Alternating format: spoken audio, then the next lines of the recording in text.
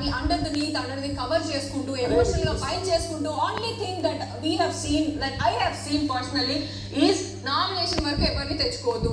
Nomination లో పడదురా బాబు మనము nomination లో పడదురా బాబు, నామినేషన్ ఎవరిని హర్ట్ చేయకుండా గేమ్ ఆడాలి. ఎవరిని హర్ట్ చేయొద్దు is the basic strategy follow. ఇప్పుడు కూడా నేను చెప్తున్నా, నువ్వు చెప్పేది ఇది నేనే చెప్పా. నాకు హర్ట్ చేసి ఒకరిని పర్సనల్ ఏంటి అజెండా నిజం మాట్లాడాలి అంటే నేను ఒప్పుకుండా హర్ట్ చేసే చెప్పాల్సిన అవసరం లేదు. అవినాష్ గారు కూడా చెప్తున్నారు, పృథ్వీ కూడా చెప్తారు, అభిల్ కూడా చెప్తారు. నిజం ఏంటి రాంగ్ ఏంటి మాట్లాడాల్సిన టైం వస్తే నీకు అంత soft silence is your nature అయితే సాఫ్ట్ గా కూడా కన్వే చేయొచ్చు.